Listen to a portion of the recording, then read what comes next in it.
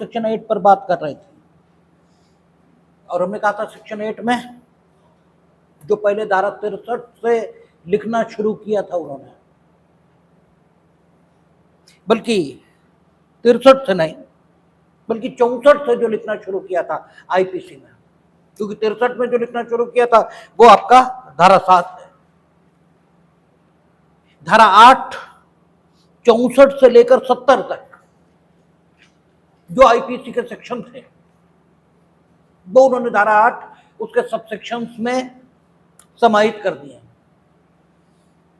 और बात जो हुई थी वो धारा 8 सब सेक्शन 1 इस पर हुई थी कि जुर्माना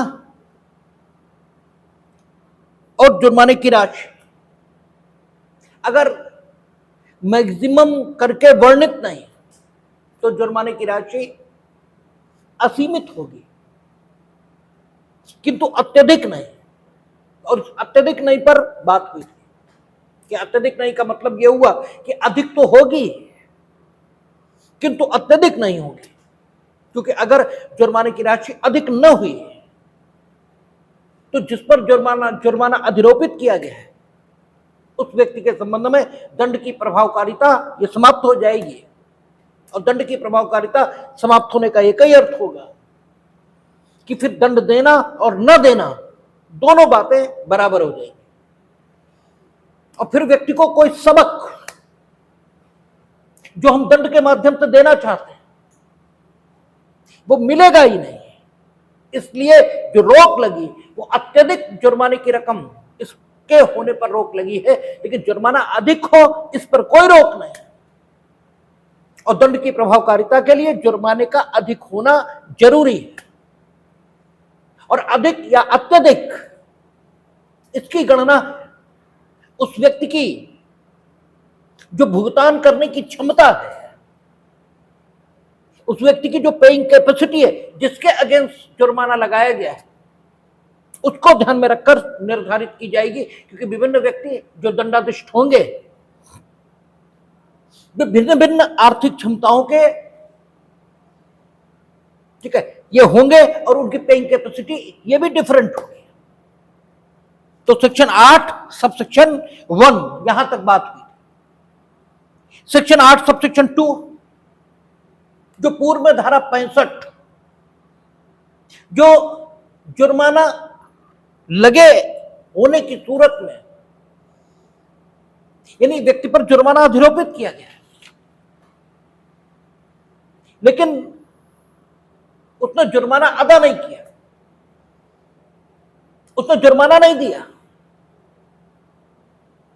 ठीक है, तब उसे कितना कारावास मिलना चाहिए इसकी व्यवस्था कर रही थी। धारा 65 ये बताती थी कहां, आईपीसी में, कि अगर आप पर जुर्माना यह अधिरोपित किया गया है और फिर आप जुर्माना पेड नहीं करते हैं तो जुर्माना पेड न करने के लिए आपको अलग से दंड दिया जाएगा और जुर्माना पेड न करने के लिए वो दंड होगा, जुर्माने के बदले में दंड नहीं होगा।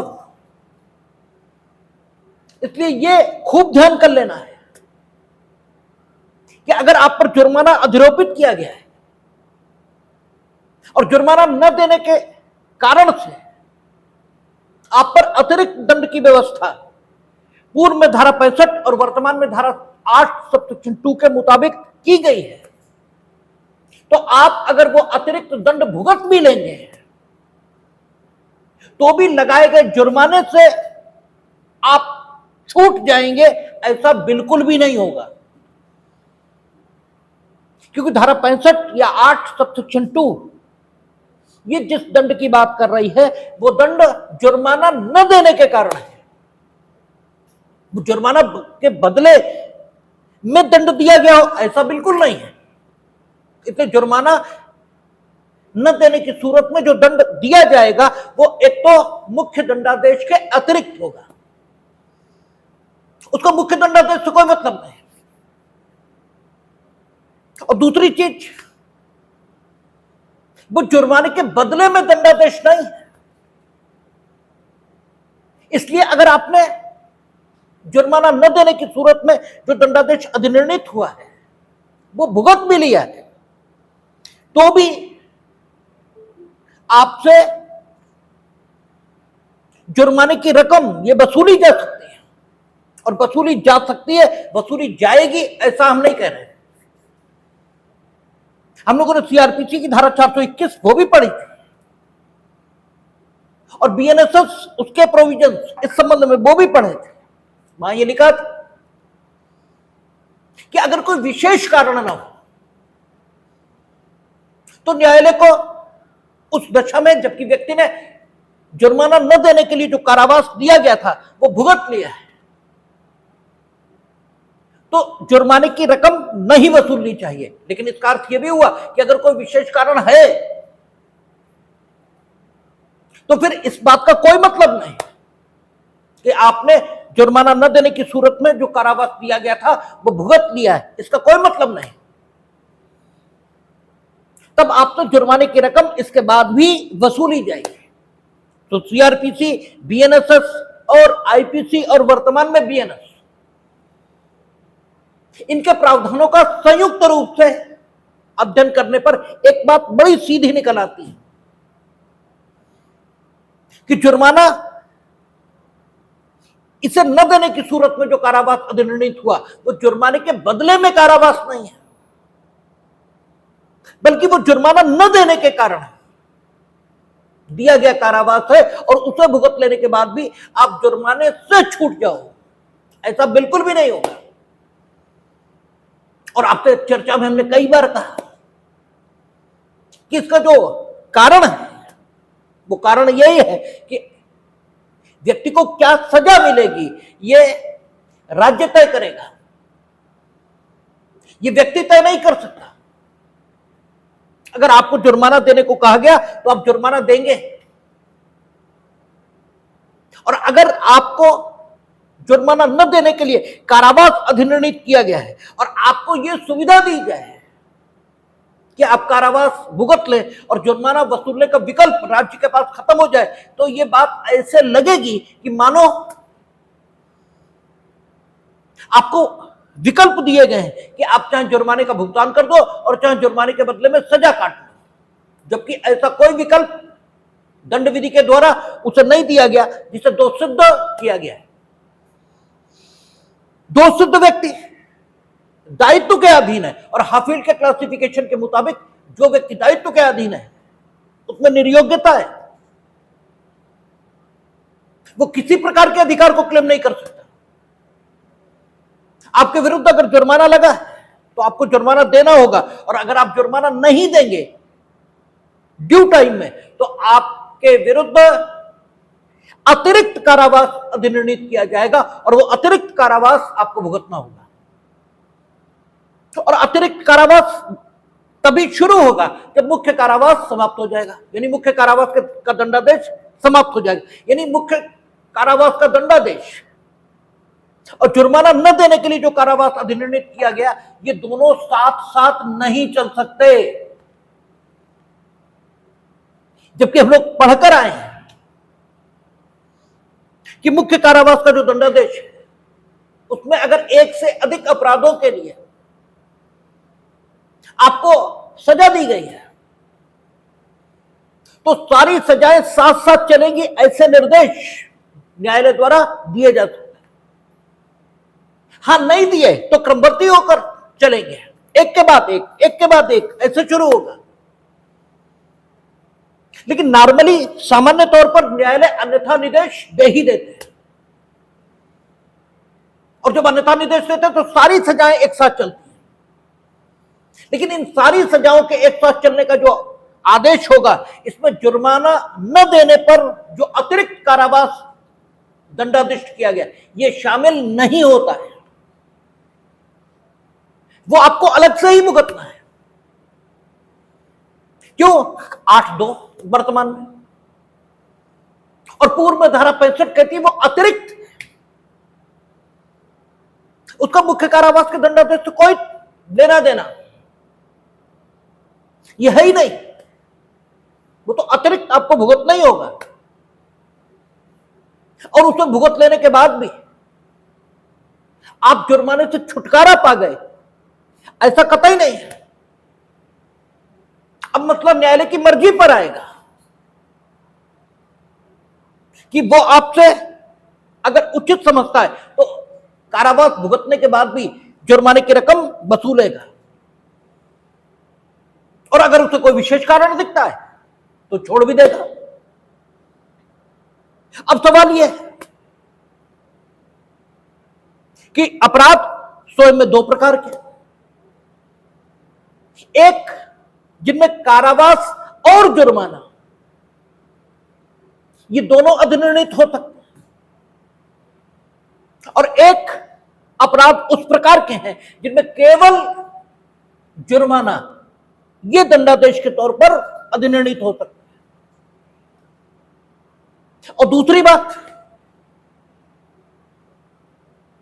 जो दंडादेश है वो स्वयं दो प्रकार का हो सकता है, कठोर दंड का दंडादेश और साधारण कारावास इसका दंडादेश। तो पूर्व की जो आईपीसी की धाराएं थी वो थी 65, 66 और 67। वो इस समस्या का समाधान करते थे। धारा 67 ये उस सिचुएशन का उल्लेख करती थी जब अपराध सिर्फ जुर्माने से दंडनीय है, और धारा 65 उस दशा का उल्लेख करती थी जब अपराध कारावास और जुर्माना दोनों से दंडनीय है, और बीच में 66 ये कहती थी कि जुर्माना अदा न करने पर जो दंडादेश दिया जाएगा वो सादा या कठोर दोनों हो सकेगा। तो वर्तमान में 65 की जगह पर जो सेक्शन आया है वो 8(2) इसे लाए हैं। इसे देखें, कहता है किसी अपराध के प्रत्येक मामले में जो कारावास के साथ जुर्माने से दंडनीय है, कारावास के साथ, यानी ये उस स्थिति का उल्लेख कर रही है जो पहले धारा 65 में थी, कारावास के साथ जुर्माने से दंडनीय है, जिसमें अपराधी कारावास सहित या रहित जुर्माने से दंडाधिष्ट हुआ। इससे मतलब नहीं। धारा 65 कहती थी कि अगर जिस अपराध के लिए आप दंडाधिष्ट हुए उस अपराध में जो प्रोवाइड है वो कारावास प्लस जुर्माना दोनों प्रोवाइड है, आपको क्या मिला इससे मतलब नहीं है। आपको हो सकता है कारावास और जुर्माना दोनों का दंडादेश ये मिला हो, और आपको यह भी हो सकता है कि कारावास और जुर्माना या कारावास या जुर्माना ऐसे करके जो दंड के सेक्शन में लिखा रहता है, तो हो सकता है आपको केवल कारावास या जुर्माना इनमें से एक चीज यही मिली हो। तो कहता है कि जो कारावास के साथ जुर्माने से दंडनीय है, जिसमें अपराधी कारावास सहित या रहित जुर्माने से दंडाधिष्ट हुआ है, जो कारावास या जुर्माने या केवल जुर्माने से दंडनीय है, जिसमें अपराधी जुर्माने से दंडाधिष्ट हुआ है। ठीक है, यानी दोनों दशाएं पहले 65 में ये एक साथ लिखी हुई थी, अब अलग अलग कर दी, का और खा कर दिया। ठीक है, 65 कह रहा है कि कारावास और जुर्माने से दंडनीय है। ठीक है, कारावास और जुर्माने से दंडनीय। न्यायालय ने या तो कारावास दिया या केवल जुर्माना। खाखंड कह रहा कि कारावास या जुर्माने से, कारावास और जुर्माना, कारावास या जुर्माना, अलग अलग बात होगी ना। जो कारावास के साथ जुर्माने से दंडनीय, जितने अपराधी कारावास सहित या रहित जुर्माने से दंडाधिष्ट हुआ है। हालांकि इन्होंने अलग अलग करने में इसे थोड़ा गलत कर दिया है, ठीक है ना, क्योंकि आपने ऊपर जब लिख दिया जो कारावास के साथ जुर्माने से दंडनीय है, ठीक है ना, जब कारावास के साथ जुर्माने से दंडनीय है तो फिर कारावास के बिना कारावास रहित जुर्माना हो ही कैसे सकता है, ठीक है ना। लेकिन अब जो लिखा है तो लिखा है, आप अंग्रेजी में देखें, in every case of an offence punishable with imprisonment as well as fine in which the offender is sentenced to a fine whether with और विदाउट imprisonment। ये दशा आएगी कैसे? जब आदमी जुर्माने के साथ कारावास से भी दंडनीय है, तो फिर कारावास सहित जुर्माना यही होगा। कारावास रहित जुर्माना, ये दशा आएगी कैसे? लेकिन जो लिखा है हम वो बताए दे रहा है। आगे कहता है कि पनिशेबल विद imprisonment और फाइन। ठीक है, अब यहां आ गया, या तो कारावास से दंडनीय है या जुर्माने से दंडनीय है। तो यह हो सकता है, ठीक है, कि या तो कारावास मिला हो या जुर्माना मिला हो। ठीक है, हालांकि ऊपर भी है, ठीक है, लिखा दांडिक सेक्शनों में ऐसे होता, जुर्माने सहित या जुर्माने रहित कारावास से या जुर्माना सहित कारावास से, ऐसे लिखा होता है। इन्होंने का और खा खंड अलग करने में दिक्कत पैदा कर दी। हालांकि इंटरप्रिटेशन का एक तरीका यह भी हो सकता है कि पढ़ा तो का और खा को मिलाकर जाएगा। तो यहां पर आप भाव समझ लीजिए। एक बड़ी सीधी बात है कि 65 को यहां उल्लिखित किया है, और एक सीधी सीधी बात समझ लीजिए कि अपराध कारावास और जुर्माने से दंडनीय है, लेकिन न्यायालय ने केवल कारावास दिया या केवल जुर्माना दिया। ठीक है, या तो कारावास या जुर्माने दंडनीय है, न्यायालय ने एक चीज दे दी। ठीक है, तब क्या होगा? वह न्यायालय जो ऐसे अपराधों को दंडाधिष्ट करेगा सक्षम होगा कि दंडादेश द्वारा निर्देश दे कि जुर्माना देने में व्यतिक्रम होने की दशा में अपराधी किसी अमुक अवधि के लिए कारावास भोगेगा, जो कारावास उस कारावास के अतिरिक्त होगा जिसके लिए वह दंडाधिष्ट हुआ या जिससे वह दंडादेश के लघुकरण पर दंडनीय है। ठीक है, अब ये कह रहे हैं कि अगर उपरोक्त दशाएं हैं तो वो न्यायालय जो अपराधी को दंडाधिष्ट कर रहा है वो सक्षम होगा यह आदेश देने के लिए कि अपराधी मुख्य दंडादेश के अलावा अमुक अवधि का कारावास और भोगेगा, अतिरिक्त कारावास भोगेगा। ठीक है, यह बात पहले जो आपका 3 में लिखा हुआ है और जो 2 में लिखा, यह सब एक था धारा 65 में। अब इन्होंने अलग अलग कर दिया। 2 में उन्होंने कर दिया अमुक अवधि का कारावास। अवधि मैक्सिमम कितनी होगी ये 3 में बताया। 2 में कहा अमुक अवधि का कारावास इसके लिए दंडाधिष्ट कर सकेगा, और 2 में सिर्फ इतना कहा कि वो मुख्य कारावास के अतिरिक्त होगा। और जो अतिरिक्त होगा इसका मतलब यह हो जाएगा कि वो मुख्य कारावास के साथ साथ नहीं चल सकता, क्योंकि जुर्माना न देने पर वो कारावास अधिनिर्णित हुआ और वो एडिशनल है।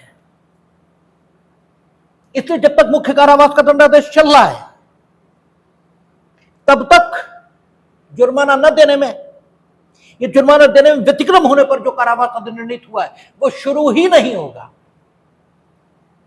इसका प्रभाव यही आएगा। ठीक है, कहता कि अतिरिक्त होगा जिसके लिए वह दंडाधिष्ट हुआ या जिससे वह दंडादेश के लघुकरण पर दंडनीय। यानी अगर समुचित सरकार ने दंडादेश, मुख्य दंडादेश का लघुकरण कर दिया तो लघुकरण जितने दंडादेश का हुआ वो जब बीतेगा तब जुर्माने को न देने पर जो कारावास अधिनिर्णित हुआ वो प्रारंभ होगा। अब अमुक अवधि कितनी हो सकती है? तो सबसेक्शन 3 में कह रहा है यदि अपराध कारावास और जुर्माना दोनों से दंडनीय है तो वह अवधि जिसके लिए जुर्माना देने में व्यतिक्रम होने की दशा के लिए न्यायालय अपराधी को कारावासित करने का निर्देश दे, कारावास की उस अवधि की 1/4 से अधिक नहीं होगी जो अपराध के लिए अधिकतम नियत है। यानी धारा 65 में 2 और 3 ये सारी बातें शामिल थी पहले। अब एक्सटेंट ऑफ द पनिशमेंट इसको निर्धारित कर रहे हैं कि दंड का विस्तार कितना हो सकता है उन दशाओं में जबकि वो दंड जो जुर्माना देने में व्यतिक्रम होने पर आपको दिया गया, व्यतिक्रम यानी आपने जुर्माना ड्यू टाइम में नहीं दिया, इसके लिए आपको दंड मिल रहा है। तो ये जो दंड निर्धारित हो रहा है, इसका विस्तार कितना हो, जबकि अपराध कारावास और जुर्माने दोनों से दंडनीय है, या तो कारावास या जुर्माना, या कारावास के साथ जुर्माना, लेकिन कारावास और जुर्माना दोनों से दंडनीय है। तो व्यक्ति को अपराध में जितना अधिकतम दंड मिल सकता था, कितना मिला इससे कोई लेना देना नहीं, कितना मिला है इससे कोई मतलब नहीं, जितना अधिकतम मिल सकता था उसका 1/4, जितना अधिकतम दिया जा सकता था। अगर 1 साल दिया जा सकता था, ठीक है, तो 1 साल का 1/4 है, ठीक है, कितना हुआ, ठीक है, 3 महीने। यानी जुर्माना देने में व्यतिक्रम होने पर तो अधिकतम कारावास का दंडादेश दिया जा सकेगा वो 3 महीने का होगा। ये अधिकतम है, इससे कम दिए जा सकते हैं और दिए कम ही जाते हैं, लेकिन अधिकतम विस्तार कितना हो सकता है, ये अधिकतम जो सजा मिल सकती थी जितनी मिली है वो नहीं, जितनी अधिकतम मिल सकती है। अब यहां भी आजीवन कारावास की अवधि की गणना भिन्नों में करने की जरूरत हो सकती है। आपने आजीवन कारावास और 20,000 रुपए का जुर्माना ये लगाया है,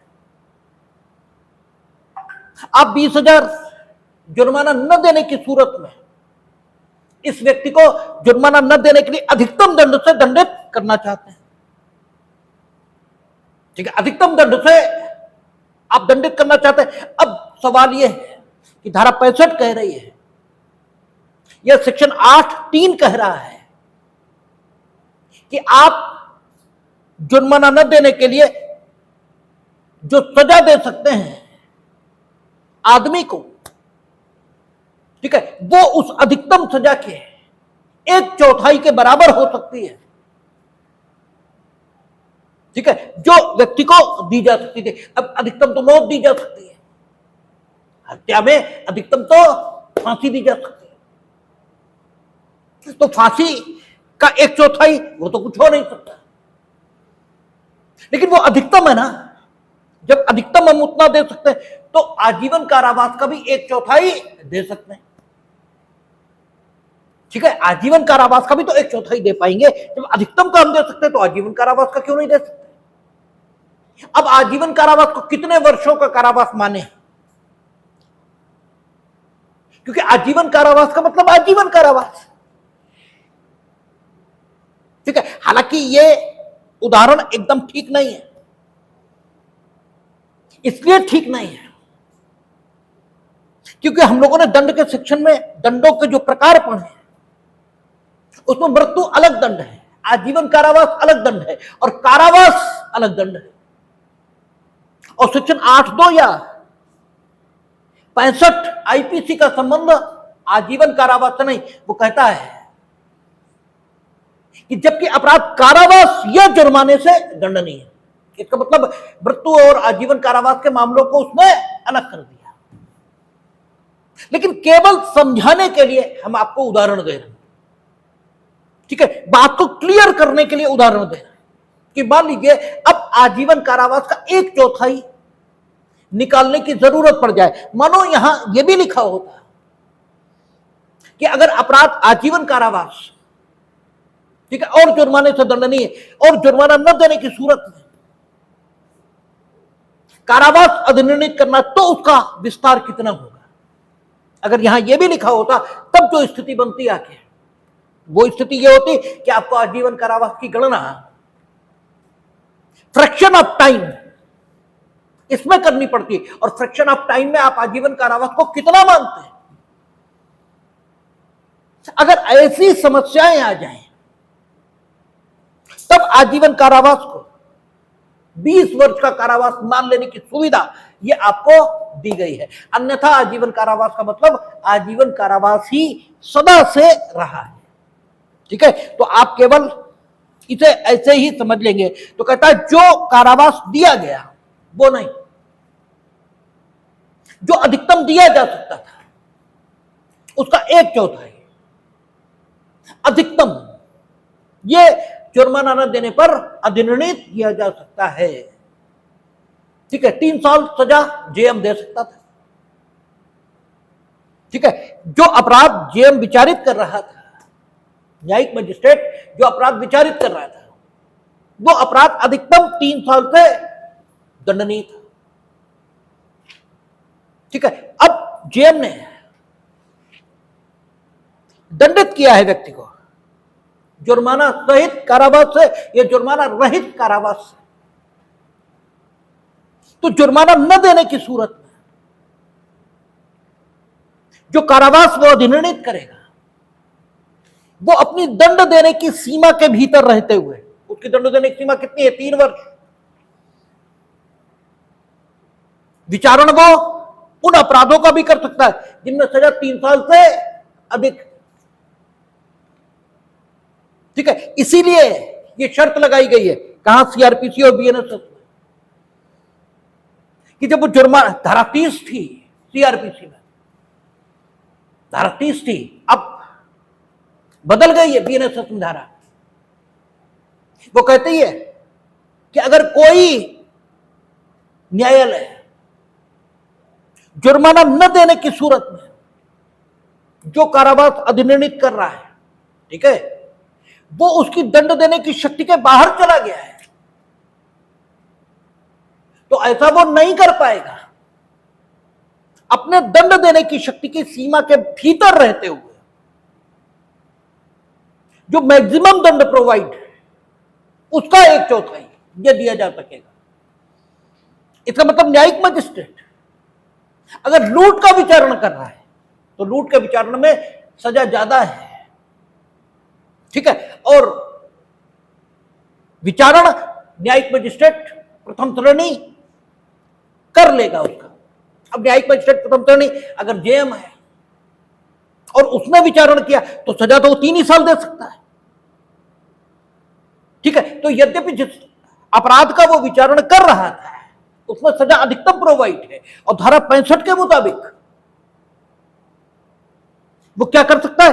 1/4 जो मैक्सिमम प्रोवाइड है उसका 1/4 दे सकता है। लेकिन मैक्सिमम का अगर 1/4 दे तो उसकी दंड देने की शक्ति से बाहर चला जाता है। तो जब वो मुख्य अपराध के लिए 3 से अधिक दंड नहीं दे सकता तो जुर्माना देने में व्यतिक्रम के लिए उसे 3 से अधिक वर्षों का दंड देने की इजाजत कैसे मिल जाएगी? इसीलिए धारा 30 का प्रतिबंध था। और बात फिर वहीं आ जाएगी कि अगर जेएम विचारित कर रहा है तो यदि जेएम या कोई भी विचारित कर रहा है तो न्यायालय की जो दंड देने की शक्ति है तो सेशन कोर्ट की असीमित है। सीजेएम एसीजेएम 7 साल दे सकता है, जेएम 3 ही साल दे सकता है। तो सबसे पहले न्यायालय की जो दंड देने की शक्ति है उसे ध्यान में रखेंगे और फिर धारा 65 या 8(3) इसे ध्यान में लेंगे और दोनों के हिसाब से सोचेंगे, क्योंकि 8(3) या 65 ये कह रही है कि जो मैक्सिमम प्रोवाइड है अपराध में उसके 1/4 तक दिया जा सकेगा। ये नहीं कह रही कि 1/4 दिया जाएगा, ये नहीं कह रही है। और वहां कहा कि अपनी दंड देने की सीमा के भीतर रहते हुए वो 1/4 तक दे सकेंगे। इसका मतलब ऐसा दंड चुनिए कि विधि के दोनों उपबंध सार्थक बने रहे। ठीक है, इसका अर्थ यह हो गया कि भले ही आप ऐसे अपराध का विचारण कर रहे हैं जिसमें सजा आपकी सजा देने की ताकत जितनी है उससे ज्यादा प्रोवाइड है,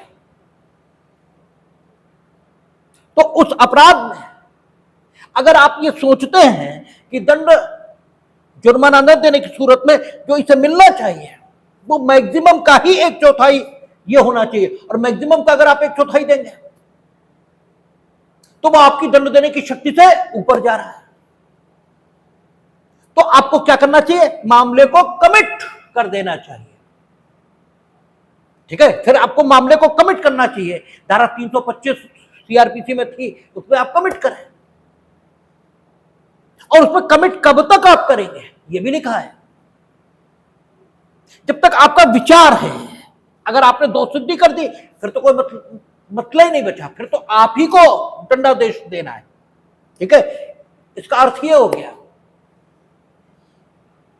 कि अगर सब दृष्टिकोणों से सोचें तो व्यवहारिक तौर पर जो निष्कर्ष निकलता है वो ये कि मैक्सिमम 1/4, मैक्सिमम का 1/4 ये दिया जा सकेगा, क्योंकि अब तो सेंटेंसिंग हो रही है, अब तो दंड दिया जा रहा है। तो मजिस्ट्रेट की दंड देने की शक्ति 3 वर्ष। वो जिस अपराध का विचारण कर रहा है उसमें भले ही सजा 3 वर्ष से अधिक प्रोवाइड है, और उस अधिक का अगर 1/4 करें तो वो 3 साल से ऊपर जा रहा है, तो वो 3 साल से ऊपर की सजा नहीं देगा। जुर्माना देने में व्यतिक्रम करने पर वो अधिकतम अपनी दंड देने की शक्ति के भीतर रहते हुए, ठीक है, मैक्सिमम 1/4 तक दे सकता है। और 1/4 अगर उसकी सीमा से बाहर जा रहा है तो फिर जितना उसकी सीमा के भीतर है उतना ही दे पाएगा, उससे अधिक नहीं। और मानिए जिस अपराध के लिए उसने दंडादेश दिया है उसमें 3 ही साल सजा मैक्सिमम प्रोवाइड है। ठीक है, और जुर्माना देने में व्यतिक्रम अगर आदमी कर रहा है, ठीक है, तो जो मैक्सिमम उसके द्वारा दंडादेश दिया जा सकता है वो कितना, 9 महीने का, क्योंकि 3 वर्ष के कितना बना, 12×3 = 36 महीने, और 1/4 मैक्सिमम दे सकता है, तो वो 9 महीने बना के। हालांकि 9 महीने भी कोई देता नहीं क्योंकि ये मैक्सिमम है। ठीक है, सजा ऐसे दी जाती है कि न्याय के उद्देश्य भी पूरे हो और बहुत कठोर मामला न भी हो। ठीक है ना, तो ये 1/4 मैक्सिमम जो दंड दिया जा सकता है उसका अपनी दंड देने की सीमा के भीतर रहते हुए संबंधित न्यायालय द्वारा जुर्माना न देने पर अधिनिर्णित किया जा सकेगा। ये 65 तक था, और फिर 66, जो पहले 66 था, ठीक है, वो अब 8(4) है। क्या कहता है, वह कारावास जिसे न्यायालय जुर्माना देने में व्यतिक्रम होने के लिए यह सामुदायिक सेवा के व्यतिक्रम में अधिरोपित करे, ऐसा किसी भांति का हो सकेगा जिसमें अपराधी को उस अपराध के लिए दंडादेश किया जा सकता था। यानी अगर सादा और कठोर दोनों प्रकार के दंडादेश दिए जा सकते थे, तो जुर्माना देने में व्यतिक्रम होने पर जो कारावास मिलेगा वो भी सादा और कठोर हो सकेगा। ठीक है ना, ये आपका पहले 66 में लिखा था, और जब 66 का प्रवर्तन कब था, जबकि अपराध कारावास और जुर्माना दोनों से दंडनीय था, क्योंकि लिखता है ना कि वह कारावास, ठीक है, वह कारावास जो अपराधी को मुख्य दंडादेश के तौर पर दिया जा सकता था। दिया गया या नहीं दिया गया इससे मतलब नहीं है, कारावास जो दिया जा सकता था वो सादा और कठोर जैसा हो सकता था, उसी के मुताबिक जुर्माना न देने पर जो कारावास दिया जाएगा वो भी सादा और कठोर दोनों प्रकार का हो सकेगा। इसके मतलब ये हो गए कि 66 का संबंध उन मामलों से है जिनमें कारावास और जुर्माना दोनों का दंड दिया जा सकता था। दिया गया या नहीं दिया गया इससे लेना देना नहीं है। और अगर आपने ये सेक्शन नहीं सुने और नहीं किया तो आप समझ ले कम से कम प्री में 2 सवाल से 3 सवाल तो गलत होने ही हैं, क्योंकि यहां से आना ही आना है और यही आएगा जो बता रहे हैं। ठीक है, यही आएगा और हमेशा यही आता है, और एक एक नंबर की कीमत होती है, ये अभी आप लगातार देख रहे हैं। इसलिए अगर आपने इसको ठीक से नहीं समझा तो फिर 2 से 3 गलत होने ही हैं, ये तय मानिए।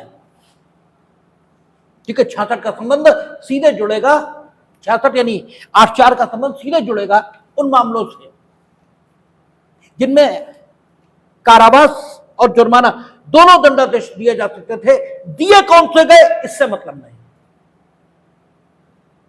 और कारावास जो अधिनिर्णित हो सकता था वो सादा और कठोर जैसा था, उसी के मुताबिक जुर्माना न देने पर कारावास सादा या कठोर हो सकेगा। अब वो बात जो धारा 67 में लिखी थी, ठीक है, वो सबसेक्शन 5 में कहता है यदि अपराध जुर्माने से या सामुदायिक सेवा से दंडनीय हो, यानी कारावास प्रोवाइड ही नहीं है सजा के तौर पे, केवल जुर्माना या केवल सामुदायिक सेवा, ये नई बात आई है तो सब जगह आएगी, तो वह कारावास जिसे न्यायालय जुर्माना देने में व्यतिक्रम होने की दशा के लिए या सामुदायिक सेवा में व्यतिक्रम होने के लिए अधिरोपित करे सादा होगा, तब कठोर नहीं। और वह अवधि जिसके लिए जुर्माना देने में व्यतिक्रम होने की दशा के लिए या सामुदायिक सेवा के व्यतिक्रम होने के लिए न्यायालय अपराधी को कारावासित करने का निर्देश देगा, निम्नलिखित अवधि से अधिक नहीं होगी। धारा 67 में यही बातें सब लिखी थी। ठीक है, 2 मास से अनधिक अवधि, पहले यहां 50 रुपए था, 5000 हो गया। ठीक है, 4 मास से अनधिक कोई अवधि, जब जुर्माने की रकम 10,000, पहले 100 रुपए थी, अब 10,000 हो गए। ठीक है, किसी अन्य दशा में 1 वर्ष से अधिक नहीं होगी, यानी अगर जुर्माना 10,000 1 से लेकर अनंत तक है और आपने नहीं दिया और अपराध केवल जुर्माने से या सामुदायिक सेवा से दंडनीय था, तो आपका कारावास एक तो सादा होगा और अधिकतम 1 वर्ष का हो सकेगा।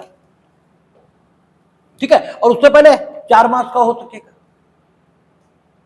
यदि जुर्माना आप पर जो लगा वो कितना था, ठीक है, 5,001 से लेकर 10,000 तक, और 5,000 तक था तो 2 महीने, और सजा सादे कारावास की रहेगी, ये यहां लिखा है।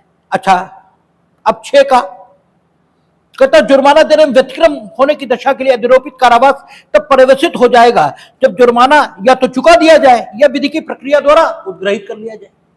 ये पहले कहां लिखा था, धारा 68, ये धारा 68 थी,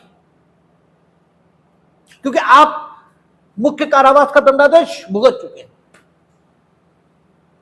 अब आप अतिरिक्त कारावास भुगत रहे हैं। और वो क्यों, इसलिए क्योंकि आपने जुर्माना देने में व्यतिक्रम किया है। अपराध अगर केवल जुर्माने से दंडनीय था तो भी आप कारावास तो इसीलिए भुगत रहे हैं क्योंकि आपने जुर्माना देने में व्यतिक्रम किया है। तो जुर्माना या तो आप दे दो और या आपसे विधि की प्रक्रिया से उद्ग्रहित हो जाए। विधि की प्रक्रिया कहां दी थी, पहले धारा 70 वहां दी थी, धारा 69 वहां दी थी। ठीक है, तो विधि की प्रक्रिया से या तो उद्ग्रहित हो जाए और या आप दे दो, तो दोनों में से कोई भी काम हो गया तो जुर्माना तो मिल गया। और जुर्माना देने में जो व्यतिक्रम आपने अब तक किया था उसके लिए आप कारावास भुगत ही लिया, तो आप धारा 68 में तत्काल छोड़ दिए जाएंगे, जो अब धारा 6 का हो गई।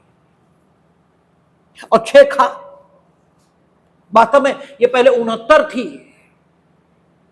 और इसे 68 का भाग ही होना भी चाहिए, क्योंकि आधी बात वहां कही गई थी और आधी 69 में कही गई थी। ठीक है, आधी यहां कह रहा है यदि जुर्माना देने में व्यतिक्रम होने की दशा के लिए नियत की गई कारावास की अवधि, यदि जुर्माना देने में व्यतिक्रम होने की दशा के लिए नियत की गई कारावास की अवधि का अवसान होने से पूर्व जुर्माने का ऐसा अनुपात चुका दिया जाए या उद्ग्रहित कर लिया जाए कि देने में व्यतिक्रम होने पर कारावास की जो अवधि भोगी जा चुकी है वह जुर्माने के तब तक न चुकाए गए भाग के आनुपातिक भाग से कम ना हो। तो कारावास पर्यवसित हो जाएगा। आप पर जुर्माना न देने के लिए जो कारावास की अवधि नियत की गई थी, उसका ऐसा भाग आपने काट लिया है, ठीक है, और उसके बाद आपने जुर्माने की शेष रकम दे दी। तो जुर्माने की जितनी शेष रकम आपने दी है, ठीक है, और जितनी आपने काटी है, ठीक है, इन दोनों को अगर मिला दें तो वो पूरी अवधि हो जानी चाहिए जिस अवधि का कारावास आपको जुर्माना न देने के लिए अधिनिर्णित किया गया था। यानी जैसे बात दृष्टांत से एकदम क्लियर हुई है, ऐसे सुनने में ये कठिन लग रही है, लेकिन अगर आप दृष्टांत पढ़ेंगे तो एकदम क्लियर हो जाता है। कहता का 1000 रुपए के जुर्माने और उसके देने में व्यतिक्रम होने की दशा के लिए 4 मास के कारावास से दंडादेश किया गया है। यहां यदि कारावास के 1 मास के अवसान से पूर्व जुर्माने के 750 रुपए चुका दिए जाए, 4 महीने के लिए है ना, तो 250 रुपया पर मंथ आ गया, ठीक है, 250 रुपए पर मंथ आ गया। 1 महीना आपने जेल में बिता लिया और 750 रुपए दे दिया, आप छूट जाएंगे तत्काल। 2 महीने आपने जेल में बिता लिए, 500 रुपए आपने दे दिए, आप छूट जाएंगे तत्काल, ठीक है। ऐसे ही क्रमशः आप बढ़ाते जाएंगे, ठीक है। 28 दिन आपने जेल में बिताया, 750 रुपए आप दे रहे हो, आप नहीं छूटेंगे, ठीक है, क्योंकि अभी जेल में बिताई गई अवधि, ठीक है, उस अवधि से कम है, ठीक है। जितने का जुर्माना आप दे रहे हो, ठीक है, आप 3 महीने का तो जुर्माना दे रहे हो, तो 1 महीना तो जेल में आपको रहना चाहिए, और जब 1 महीना आपको जेल में रहना चाहिए तो आप तो 28 दिन अभी रहे हो, ठीक है, 32 दिन हो गए, ठीक है, आपने 30 दिन, ठीक है, कायदे में आपको 30 दिन पे अगर आप 750 दे देते तो भी छूट जाते, आपने दिए 35 दिन पर 750, ठीक है। जब 35 दिन पर 750 दिए तो अब आप छूट तो जाओगे, लेकिन 5 दिन का आपको कंपनसेशन मिले ऐसा नहीं होगा। इसीलिए उसने कोई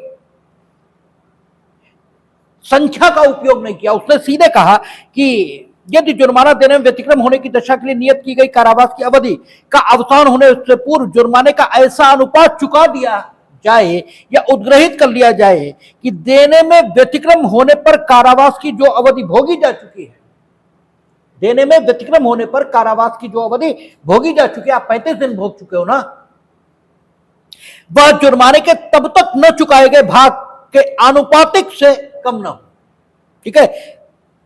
आनुपातिक कितना? 3 महीने का कारा आपको देना चाहिए था, ठीक है, उससे अब कम नहीं है, उससे बल्कि ज्यादा ही है, ठीक है। आपको 1 महीना चुकाना चाहिए, रहना चाहिए था जेल में, आप 35 दिन रह लिए, तो कम नहीं है, ज्यादा है। इसलिए आनुपातिक तौर पर 3 महीने का चुकाने पर आप छोड़ दिए जाएंगे। और उसने आनुपातिक की बात की है, ये नहीं आप 1000 रुपए भाग 90 दिन बराबर 1 दिन का ये, ठीक है, और एक एक दिन गणना करके निकालो, नहीं, आनुपातिक भाग की बात की है उसने, ठीक है ना। तो 4 महीने, ठीक है, यानी 4 अनुपात बने के ना, यानी 1 महीने वाइज ही चलेगा। ऐसे नहीं होगा कि आप डे बाय डे निकालो, ठीक है, डे बाय डे नहीं निकलेगा। कुछ लोग ऐसा करते हैं, काफी होशियार लोग आते हैं। हमारे पास भी एक सज्जन आए थे, उन्होंने फीस डे बाय डे निकाल दी थी, ठीक है, डे बाय डे निकाल के, और उन्होंने बताया था कि लगभग, तो हमने कहा कि फिर तो 2-4 रुपए बन रहे होंगे, उतने ही करो, ठीक है। तो ऐसे होशियार लोग आते हैं। उसने आनुपातिक भाग की बात की है, डे बाय डे की नहीं की है कि 1 वर्ष 365 दिन हुए, ठीक है, और जुर्माने की रकम 10,000 है, 10,000 भाग 365, ठीक है, 1 दिन का ये निकल आया और 2 दिन के हम तो पैसे दिए दे रहे, 3 दिन के हम घर जाएंगे, ये नहीं चलेगा। आनुपातिक, आनुपातिक की बात करो, ठीक है, आनुपातिक यानी 12, ठीक है, इसका 1 महीना 1/12 हुआ, ऐसे करके चलो तभी होगा, ठीक है ना। तो इस ढंग से, आनुपातिक ढंग से चुकाने पर जुर्माना आपकी छुट्टी हो सकती है, ठीक है ना। अच्छा, आगे कहता है, ये जो आप सब सेक्शन 7 में लिख रहे हैं, ये पहले धारा 70 थी कि कब तक आपको जुर्माना चुकाना है। मैक्सिमम टाइम उन अथॉरिटीज के पास जिन्हें जुर्माना वसूलना है, उन्हें जुर्माना वसूलने के लिए कितनी अवधि मैक्सिमम मिली हुई है, यह धारा 70 में बताया है। और प्रक्रिया जुर्माना वसूलने की वो कहां, वो सीआरपीसी धारा 421 थी। अब मेरे ख्याल 461 कुछ हो गई होगी, जितनी भी हो बीएनएसएस में। तो प्रक्रिया वो जो वहां दी गई है, उसे लागू करके आप जुर्माने की रकम वसूल सकते हैं। और वसूलने के लिए आपके पास समय कितना होगा, यानी वो अथॉरिटी जो जुर्माना वसूलेंगे, उनकी प्रक्रिया वहां दी गई है, लेकिन उनके पास समय कितना है, टाइम कितना है, ये पहले धारा 70 में था और अब धारा 8(7) इसमें बताया है। क्या कहता है? कहता जुर्माना या उसका कोई भाग जो चुकाया न गया हो, दंडादेश दिए जाने के पश्चात 6 वर्ष के भीतर किसी भी समय, और यदि अपराधी दंडादेश के अधीन 6 वर्ष से अधिक के कारावास से दंडनीय है, तो उस कालावधि के अवसान से पूर्व किसी भी समय उद्ग्रहित किया जा सकेगा। यानी दो बातें आ गई हैं। एक, जब सजा कितनी है, 6 साल या 6 साल से कम, 1 महीने की हो गई, 2 महीने की हो गई, 4 महीने की हो गई, 15 दिन की हो गई, 24 घंटे की हो गई, और मैक्सिमम 6 वर्ष की हो गई। तो 6 साल तक सजा अगर आपको मिली है, तो चाहे 24 घंटे की मिली है और चाहे 6 वर्ष की मिली है, जुर्माना वसूले जाने के लिए जो समय सीमा रहेगी वो 6 साल की ही रहेगी। यानी 24 घंटे की भी सजा हुई और जुर्माना आपको लगाया गया है और जुर्माना आपने नहीं दिया, तो जुर्माना न देने पर कारावास की जो अवधि होगी वो तो भुगतनी ही होगी। क्यों? वो तो जुर्माना न देने के लिए कारावास है और वो मुख्य कारावास के अतिरिक्त होगा, और कठोर या सादा दोनों प्रकार का हो सकता है। और वो कितना हो सकता है? जो मैक्सिमम सजा आपको मिल सकती थी, मिली कितनी इससे मतलब नहीं, जो मैक्सिमम आपको मिल सकता था उसका 1/4 यदि न्यायालय की दंड देने की सीमा के बाहर 1/4 देना न चला जाए, तो ये यूं कहें, न्यायालय की दंड देने की सीमा के भीतर रहते हुए उस अपराध के लिए जिसके लिए आप दंडाधिष्ट हुए, उसमें जितना अधिकतम कारावास प्रोवाइड है उसका 1/4 इतना आपको मिल सकता है। और वो अतिरिक्त था, वो आपने भुगत लिया। इसके बाद सीआरपीसी की व्यवस्था है, इसके बाद बीएनएसएस की व्यवस्था है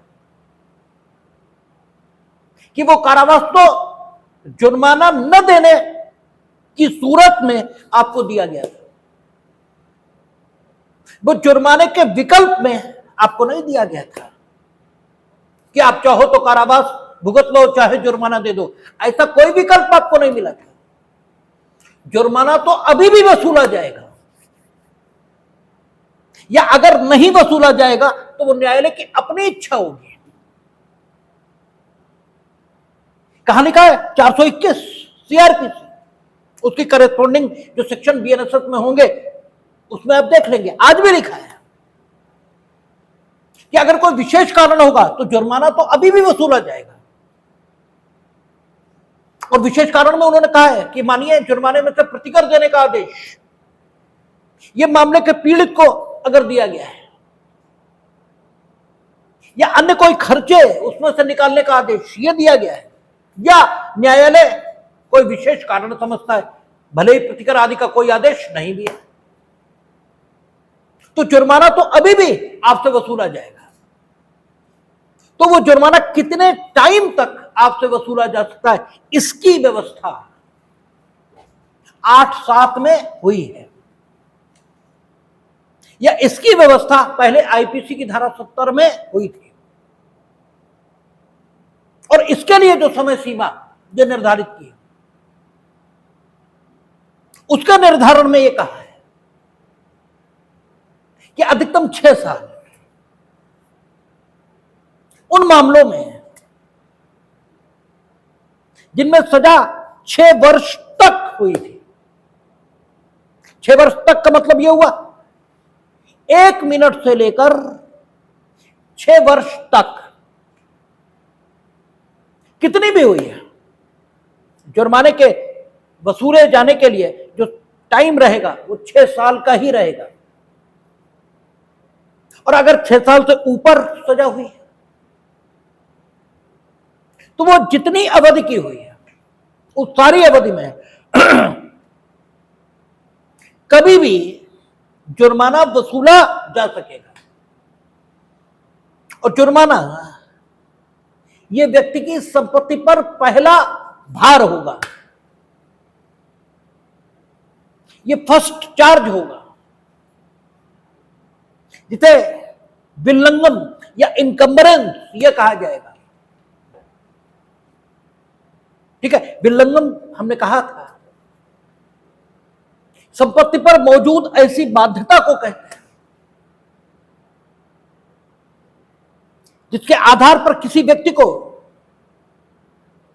संपत्ति पर कोई अधिकार यह उत्पन्न हो जाता है। तो आपका धारा 8(7) के लास्ट शब्द पढ़ेंगे, कहता और अपराधी की मृत्यु किसी भी संपत्ति को जो उसकी मृत्यु के पश्चात उसके ऋणों के लिए वैध रूप से दायी हो, इस दायित्व से मुक्त नहीं करती। इस दायित्व से, किस दायित्व से? जुर्माना देने के दायित्व से। 6 साल अभी बीते नहीं है, जो सजा हुई थी वो 6 साल तक इस टर्मिनोलॉजी में आ रही थी, और 6 साल पूरे नहीं हुए, इस बीच अपराधी की मृत्यु हो गई। तो अपराधी की संपत्ति जो उसके वैध ऋणों के लिए दायी है, उन पर यह जुर्माना भार होगा और उस संपत्ति से भी ये जुर्माना वसूला जाएगा, इस तथ्य के बावजूद कि अपराधी की मृत्यु हो गई है। ठीक है, और अगर उसे 10 साल का कारावास मिला था, 10 साल का कारावास समाप्त नहीं हुआ और उसकी मृत्यु हो गई,